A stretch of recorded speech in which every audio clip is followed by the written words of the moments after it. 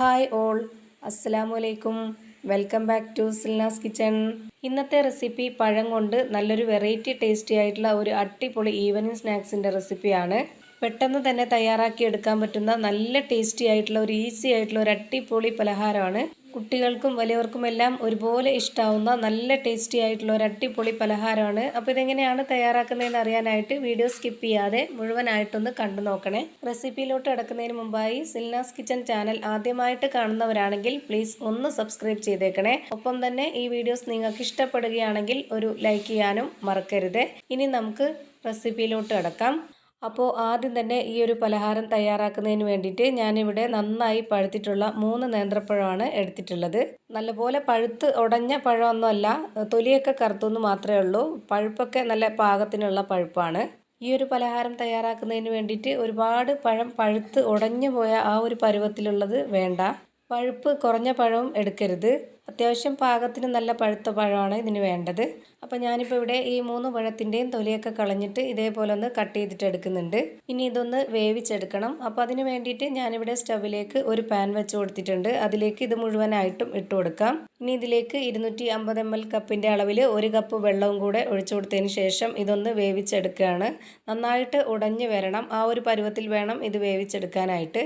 ഇപ്പോൾ ഞാനിതിൻ്റെ ഫ്ലെയിം ഓണാക്കി കൊടുത്തതിന് ശേഷം ഇതൊന്ന് അടച്ചു വെച്ച് കൊടുക്കുന്നുണ്ട്.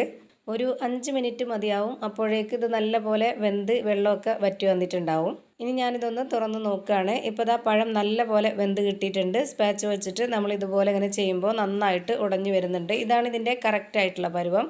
ഇനി ഇതൊരു മിക്സിയുടെ ജാറിലേക്ക് ഇട്ട് കൊടുത്തിട്ട് നന്നായിട്ട് അരച്ചെടുക്കാനുള്ളതാണ്. അപ്പോൾ ചൂടാറാൻ വേണ്ടി ഒന്ന് വെയിറ്റ് ചെയ്തതിന് ശേഷം ഈ പഴം ഉടച്ചെടുത്തിട്ടോ അല്ലാന്നുണ്ടെങ്കിൽ ഉടയ്ക്കാതെ തന്നെയോ മിക്സിയുടെ ജാറിലേക്ക് ഒന്ന് ഇട്ട് കൊടുക്കാം. ഞാൻ ഈ പഴം ഒന്ന് ഉടച്ചെടുത്തിട്ടാണ് ഈ ഒരു മിക്സിയുടെ ജാറിലേക്ക് ഇട്ട് കൊടുത്തിട്ടുള്ളത്. മുഴുവനായിട്ടും ഇട്ട് കൊടുക്കുന്നുണ്ട്. ഇനി ഇത് അരച്ചെടുക്കാനായിട്ട് ഒരു 1/2 കപ്പ് അളവിൽ 1 കപ്പ് വെള്ളം ഒഴിച്ചു കൊടുക്കാം. പിന്നെ ഇതിലേക്ക് വീഡിയോയ്ക്ക് കാണാനൊരു ഭംഗിക്ക് വേണ്ടിയിട്ട് ഒരു നുള്ള് ഫുഡ് കളറാണ് ചേർത്ത് കൊടുക്കുന്നത്. യെല്ലോ ഫുഡ് കളറാണ്. ഫുഡ് കളർ വേണ്ടാന്നുണ്ടെങ്കിൽ മഞ്ഞൾപ്പൊടി ചേർത്ത് കൊടുത്താലും മതി. ഇനി ഒരു കളർ ഇല്ലാന്നുണ്ടെങ്കിലും കുഴപ്പമൊന്നുമില്ല. ഇനി ഇത് നന്നായിട്ട് അരച്ചെടുത്തതിന് ശേഷം ഒരു പാത്രത്തിലേക്ക് ഒഴിച്ചു കൊടുക്കുന്നുണ്ട്.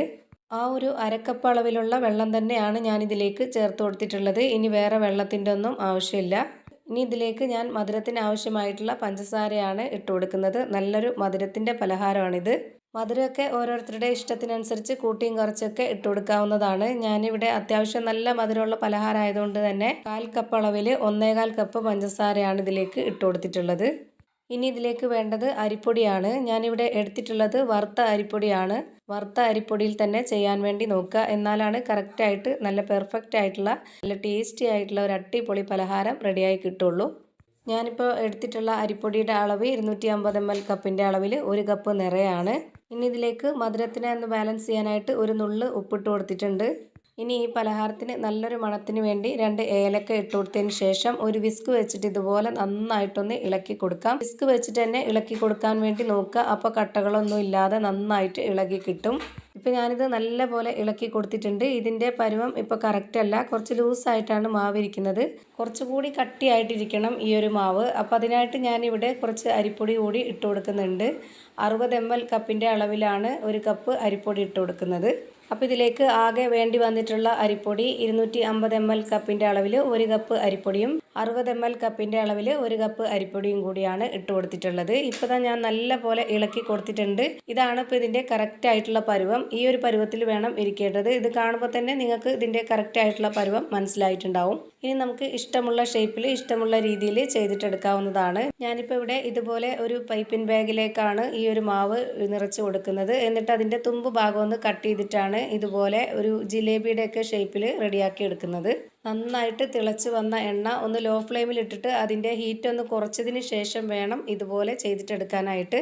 അല്ലാന്നുണ്ടെങ്കിൽ അതിൻ്റെ ഷേപ്പ് കറക്റ്റായിട്ട് കിട്ടത്തില്ല. ഇത് നമുക്ക് ഇഷ്ടമുള്ള വലിപ്പത്തിൽ ചെയ്തിട്ടെടുക്കാവുന്നതാണ്. ഞാനിപ്പോൾ ഈ ഒരു വലിപ്പത്തിലാണ് ചെയ്തിട്ടെടുക്കുന്നത്.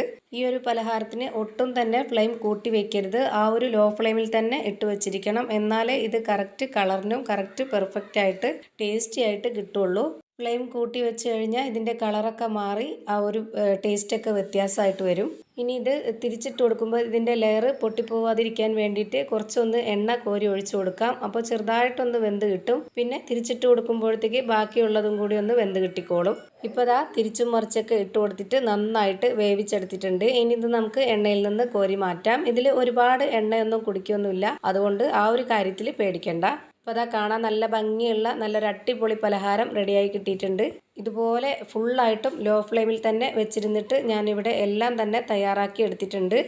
ഇപ്പോൾ ഇതാ പഴം കൊണ്ട് നല്ലൊരു വെറൈറ്റി ടേസ്റ്റി ആയിട്ടുള്ള കാണാനൊക്കെ നല്ല ഭംഗിയുള്ള ഒരു അടിപൊളി പലഹാരം റെഡിയായി കിട്ടിയിട്ടുണ്ട്. ഇത് ക്രിസ്പി ആയിട്ടുള്ള പലഹാരമൊന്നുമല്ല, നല്ല സോഫ്റ്റ് ആയിട്ട് ഇരിക്കുകയാണ്. നല്ല ടേസ്റ്റാണ് ഇത് കഴിക്കാനായിട്ട്. വീട്ടിലിനി പഴം മേടിക്കുമ്പോൾ ഇതേപോലെ ഒരു തവണ ഒന്ന് ചെയ്ത് നോക്കുക, നിങ്ങൾക്ക് എന്തായാലും ഇഷ്ടമാവും. അപ്പോൾ ഇത്രയേ ഉള്ളൂ ഇന്നത്തെ വീഡിയോ ഇഷ്ടമായാൽ ലൈക്ക് ചെയ്യാനും കമൻറ്റ് ചെയ്യാനും ഷെയർ ചെയ്യാനും മറക്കരുത്. അതുപോലെ തന്നെ ഞാനിടുന്ന പുതിയ വീഡിയോസ് നോട്ടിഫിക്കേഷനായിട്ട് കിട്ടുന്നതിന് വേണ്ടി സബ്സ്ക്രൈബ് ചെയ്ത് ബെല്ലൈക്കൺ അമർത്തി അതിൽ ഓൾ എന്ന ഓപ്ഷൻ എനേബിൾ ചെയ്ത് കൊടുക്കാനും മറക്കരുത്. പുതിയ ഒരു വീഡിയോയുമായി വീണ്ടും വരും. Thank you for watching.